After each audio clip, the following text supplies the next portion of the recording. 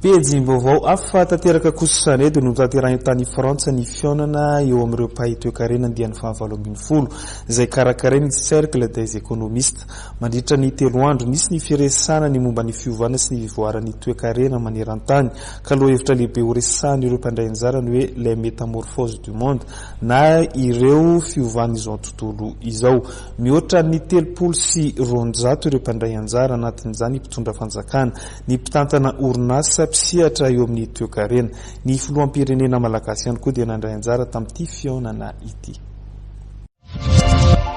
Notanterahana tany Frantsa ny fionana eo amin'ireo mpahay toe-karena dian'ny 2020 izay karakarain'ny cercle des économistes.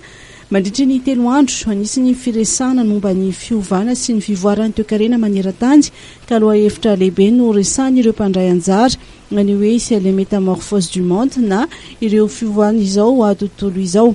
Mihoatra ny 30 ireo mpandray anjara anatin'izany ny mpitondra fanjakana, ny mpitantana orinasa, ny mpisehatra eo amin'ny toe-karena, ny filoham-pirenena malagasy ihany koa dia nandray anjara tamin'ity fionan'ity. Nampiavaka ity fionan'ity ny fanasana nataon'ireo mpahay toe-karena frantsay ny filohan'ny République Madagasikara Erajonary Mampianina ny anio ny vinany sy ny evany ary ny zaratra kefa tamin'ireo mpandray anjara ny tenany tsy amin'ny mahafiloha azy ihany no antony fanasana fa eo ihany koa ny manampaizana manokana momba ny toe-karena ny filoha Erajonary Mampianina.